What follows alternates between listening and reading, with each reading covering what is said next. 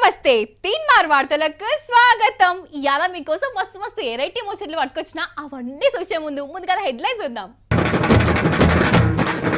Telangana assembly తెర్ల విమానం దినుట్ల పరేషాన్. పెద్ద కుర్చీకి కూర్చున్న జానాలు, తొందరపడి కూసబోయిన కేసీఆర్.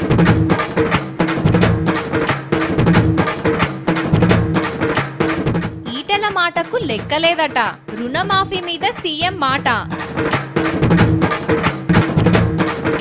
కొత్త ఎమ్మెల్యే కొత్త కంప్యూటర్, తెలంగాణ సర్కార్ ఫస్ట్ కానుక. కొత్త కొర్రీలు పెడుతున్న చంద్రాలు, రుణాల మాటకు మాఫీ కమిటీ. ఏదైతేంది మొన్నటి ఎల్లెచ్చల్లల్లా గెలిచినోళ్లతోని మన అసెంబ్లీ కూసున్నది. రంగురంగుల జెండాలతోని నిండిపోయింది. ఇక ఇప్పటికెళ్ళి తెలంగాణ జనాలకే మా జీవితం అంకితమని విమానం కూడా తీసుకున్నారు ఎమ్మెల్యేలు. మరి ఎవరెవరు ఎట్లెట్లా చేసిర్రు, ఏం కథ సుధం పర్రి. తెలంగాణ అసెంబ్లీ ఫస్ట్ సారి కూర్చున్నది చూసిండ్రా? ముఖ్యమంత్రి సార్ ముంగడ కూర్చుంటే ఆయన వెనక కోడిపిల్లల లెక్క టీఆర్ఎస్ ఎమ్మెల్యేలు కూర్చున్నారు. పోయినసారి సర్కారు నడిపిన కాంగ్రెస్ వాళ్ళు ఈసారి ప్రతిపక్షంలో కూర్చున్నారు. కానీ ఎక్కువ కొత్త ముఖాలే కనిపించినాయి అనుకోరాదు. ఎన్నడు కూడా అసెంబ్లీ ముఖం చూడని వాళ్ళు 57 మంది దాకా ఉన్నట్టున్నారు. అందులో మొత్తం 119 మంది అయితే అందులో సగం పడ కొత్తోళ్లే. అందరు వచ్చిన అసెంబ్లీ వెళ్తే కనిపిస్తున్నది. ఆంధ్రోళ్ళు ఉన్నప్పుడు ఎక్కువ మంది ఉండే, ఇప్పుడు తెలంగాణ అసెంబ్లీ కదా తక్కువ కొడుతున్నది. అయితే ఇక ఎమ్మెల్యేలుగా గెలిచిన వాళ్ళు విమానం తినాలి కదా, మంచిగా పని చేస్తామని రాండ్రిగా చేపిద్దాం. ముందుగా ముఖ్యమంత్రి కేసీఆర్ సార్ రావాలి, చప్పట్లు కొట్టుర్రి. ఏమైంది సారు? చదువు కల్వకుంట్ల చంద్రశేఖరరావు అనే నేను. కల్వకుంట్ల చంద్రశేఖరరావు అనే నేను సభ నియామకాలకు గా సారు, నియమాలకు. సరే ఏదో పోనీతి. ఇక పోయి జానారెడ్డి సార్ను కలువు, మీద కుర్చీలో కూర్చున్నాడు. గట్టిగా కావాలిచ్చుకో, కుదమట్టంగా ఉన్నాడు. శబాష్ పోయాడ సంతకం పెట్టు బుక్కులా. అయ్యో వీళ్ళు కూడా అంతకే ఉన్నారు. ఆడ కుర్చీ వేస్తే ఏమో ముఖ్యమంత్రి నిలబెట్టి సంతకం పెట్టించుకుంటారులా. చేపండి కుర్చీ. Very good. తాటికొండ రాజయ్య దా, విమానం దిద్దుదా, చదువు దన్నా. సభా నియామకాలకు కట్టుబడి ఉంటానని. సభా నియామకాలకు కాదు సారు, నియమాలకు. ముఖ్యమంత్రి అట్లనే ఉన్నాడు, ఉప ముఖ్యమంత్రి అట్లనే ఉన్నాడు. ఏమొద్దు పో. పట్నం మహేందర్ రెడ్డి సభా నియామకాలకు. అరే ఏమైంది వీళ్ళకు? అందరు ఒక్క తిరగనే చదువుతున్నారు. నెక్స్ట్. బొడిగ శోభ అనే నేను శాసనం ద్వారా. అమ్మరే కొండ బాల్మీకి ఒక అమ్మ చదివింది. చదువమ్మ శోభ, ఆయనత కమ్మ చదువు. అనే నేను సభ నియామకులను కట్టుబడి ఉంటానని. ఏమైందమ్మా? భయం అయితే సార్. భయం ఎందుకమ్మా? జానారెడ్డి సార్ ఏమన్నా బెదిరించిండా? ఇప్పుడే గిట్లా భయపడితే రేపు ఎట్లా తల్లి? పోయిగో ధైర్యంగా ఉండు. గొంగిడి సునీతను చూసానా, నేర్చుకో. రామ్మా సునీత రా. గొంగిడి సునీత అనే నేను సభ నియామకాలను. ఏమైందమ్మా మీకు? బువ్వ తినలేదు అయింది? భయపడుకుంటా బెదురుకుంటా తప్పులు మాట్లాడుతున్నారు. కోవలక్ష్మమ్మ నువ్వన్నా జర కరెక్ట్ గా చదివిపోతాల్లి నీ బాంచన్. శాసనం ద్వారా నిర్మితమైన అనాలే తల్లి, నిర్మాతమైన కాదు. పోయినరమ్మా పోయినరి, నిమ్మలంగా కూసోపోయినరి. విమానం సకా తినకున్నా జర పని అయితే మంచిగా చేయండి పబ్లిక్ కు, సరేనా? ఇగో గిట్ల అయిందిలా శాసనసభలో ఇయ్యాల.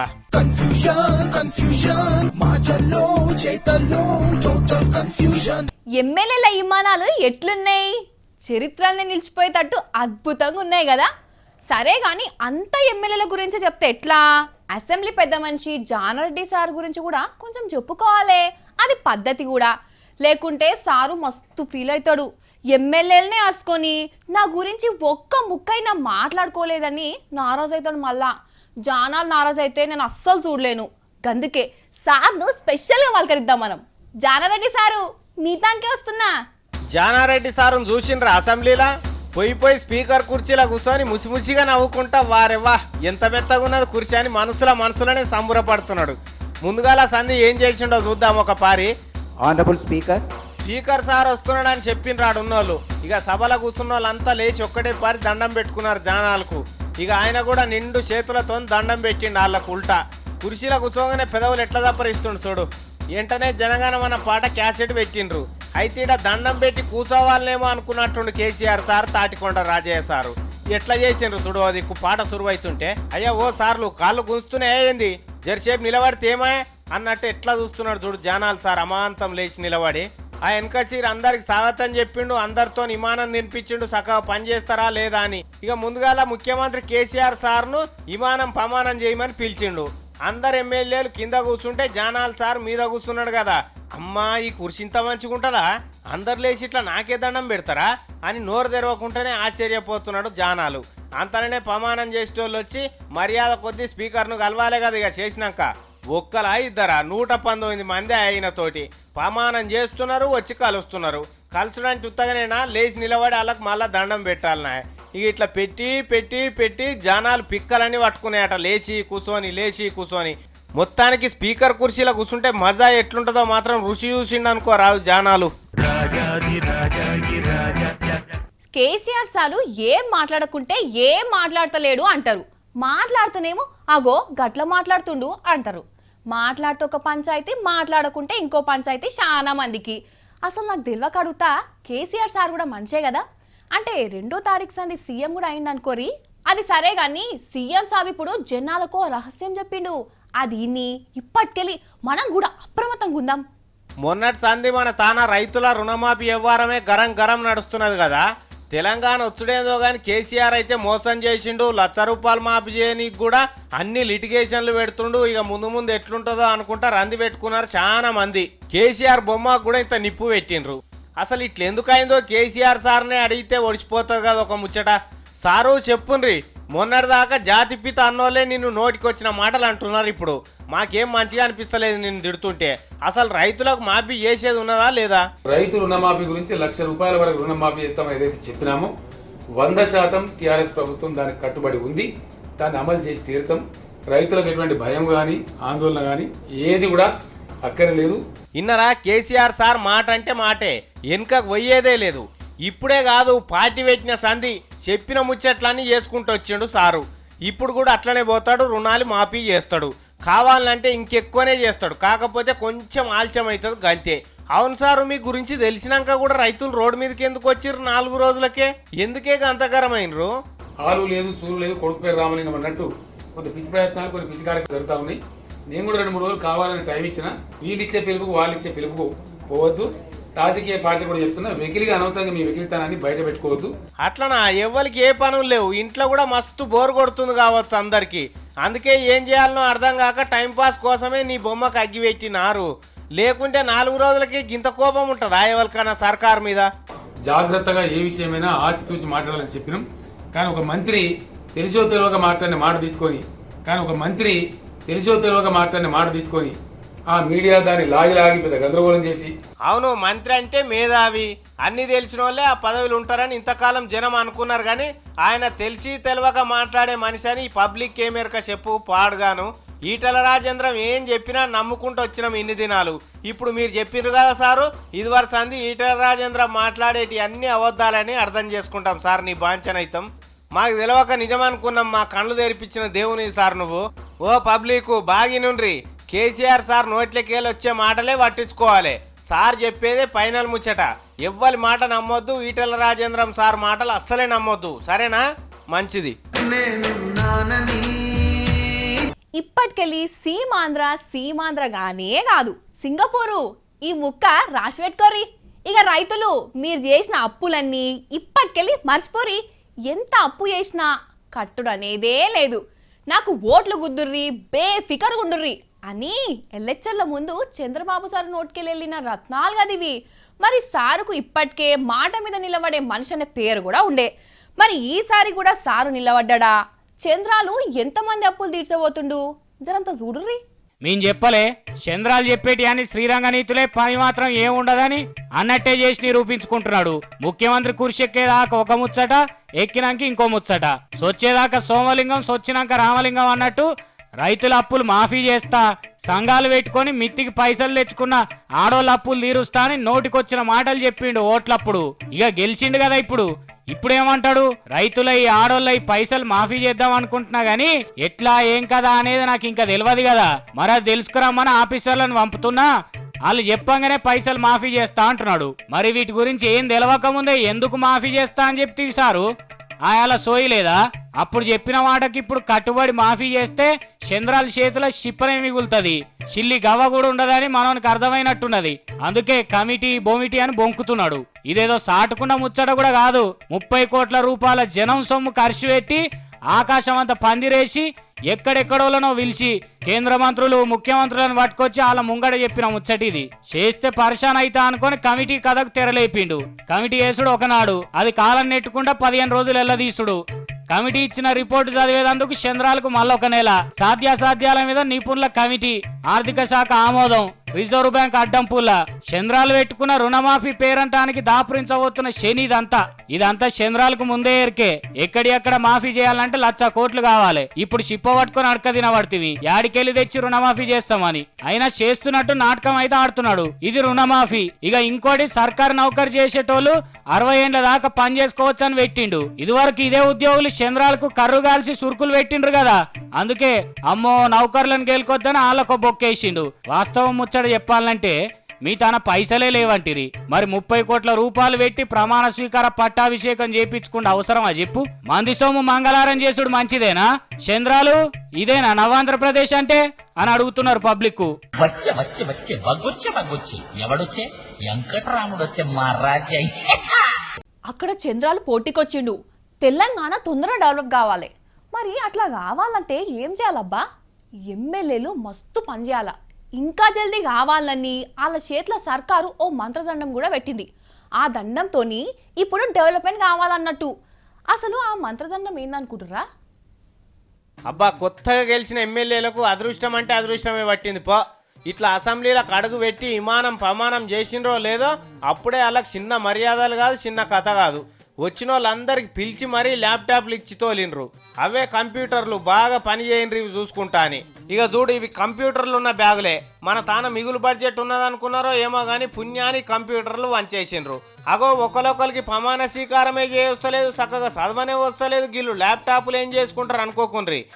పుడితేనే ఎవరికి అన్ని తెలివై ఒకటొకటి నేర్చుకుంటారు. వీళ్ళు కూడా అంతే. అయితే సర్కారు కూడా ఒక పని చేయాలి. కంప్యూటర్లు ఇచ్చినట్టే MS office, MS Excel, browsing అని నేర్పించే క్లాసులు పెడితే బాగుండు. ఆడ ఎమ్మెల్యేలు అయితే మస్తు టైం పాస్ చేసుకోవచ్చు. ఇక వీటితోటి అందులో ముగ్గులు ఎట్లే వస్తుంది, ఏ చీర ధర ఎంత, అత్త కోడన్ల కొట్లాట అటువంటి నాటికలు కూడా చూసుకోవచ్చు.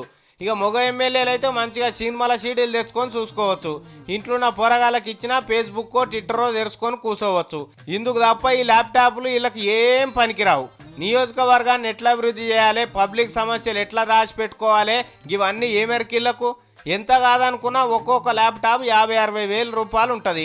అందరికి కలిపి 50-60 లక్షల రూపాయలు ఖర్చు అవుతుంది. ఇంత ఖర్చు అవసరమా చెప్పుండ్రి అని అనుకుంటున్నారు కొంతమంది. ఇంకా కొంతమంది ఏమనుకుంటున్నారంటే ఇచ్చిన వాళ్ళు ఇచ్చిండ్రు, ఇంట్లో వాళ్ళందరికి ఇస్తే మంచిగా ఉండని కొందరు. ఈ కట్క ఎట్లొస్తానో ఏం పాడో, కరెంట్లో పెడితే షార్ట్ కొడుతుందా ఏమి అని కొంతమంది. ఇట్లా ఎవ్వరికి వాళ్ళు మాట్లాడుకుంటున్నారు ల్యాప్టాప్ల మీద. ఎవ్వరికి అమ్ముకున్నా 50,000 అయితే వస్తాయి అని కూడా గుసగుస పెట్టుకుంటున్నారట కొంతమంది. కానీ అదృష్టం అంటే అదృష్టమే, ఇట్లుండాలి. రైతు అనగానేమి?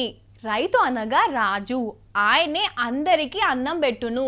మనం గిట్లా బతుకుతున్నామంటే ఆ రైతే కారణం అని అటు లీడర్లు అంటారు, ఇటు పుస్తకాలలో కూడా పెద్ద పెద్ద అక్షరాలతోని రాస్తారు. కానీ ఇప్పుడు రైతు పరిస్థితి ఎట్లుందో తెలుసా? ఇగో గిడ పబ్లిక్ అంతా ఎట్లా లైన్ కట్టిండ్రో చూడుండ్రో పారి. ఏమనిపిస్తుంది ఇలా చూస్తుంటే మీకు? వరదలొచ్చి ఇండ్లు ఆకిళ్ళు అన్ని కొట్టుకోపోతే సర్కారోళ్ళో ఇంకెవలో అన్నం పొట్లాలు నీళ్ల ప్యాకెట్లు వంచుతుంటే తీసుకునేదందుకు లైన్ కట్టినట్టు అనిపిస్తలేదు? అట్లా అనుకుంటే మీరు పొరపాటు చేసినట్టే. ఎందుకంటే వీళ్ళు మీరు అనుకున్నట్టు వరద బాధితులు కాదు, అందరికి అన్నం పెట్టే ఇత్తనాల బాధితులు. ఆనకాలం వస్తుంది కదా, ఇత్తనాల కోసం ఇట్లా లైన్ కట్టిండ్రు అన్నట్టు. కానీ ఏడ చూసినా గిదే వేషం. మొన్న కరీంనగర్లా, నిన్న వరంగల్లా, ఇవాళ ఆదిలాబాద్లా, రేపు ఇంకోతాన. మబ్బుల 4 గంటలకు లేవాలే, లైన్ కట్టాలి. సంటి పోరగాళ్ళు, బడికి పోయే పోరగాళ్ళ కాడికెళ్ళి ఆడోళ్ళు, శాతగాని ముసలోళ్ళ దాకా ఇంటిలా పాదొచ్చి ఇట్లా లైన్లో నిలబడాలి. ఒక తాన లైన్ కట్టి రసీదులు రాపించుకొని ఇంకో తాన ఇంకో లైన్ కట్టి ఇత్తనాలు తీసుకోవాలి. అవునా అనే అన్న? 4 గంటల నుంచి ఇక్కడనే వెయిటింగ్ చేస్తున్నాం సార్. అని మీరు తొందర సార్లు వచ్చి 500-600 మంది వెయిటింగ్ గా ఉన్నాం మేము. విన్నారా? మబ్బుల 4 గొట్టంగా వచ్చి లైన్ కట్టిండ్రట. మరి ఇత్తనాలు లేవా అంటే అట్లా కాదట. సరిపోయేటన్ని ఇత్తనాలు స్టాక్ ఉన్నాయని అక్కడ ఎగ్జామ్ ఆఫీసర్ చెప్తున్నాడు. ఇంకా 1000-1500 బ్యాగులు వచ్చేదాకా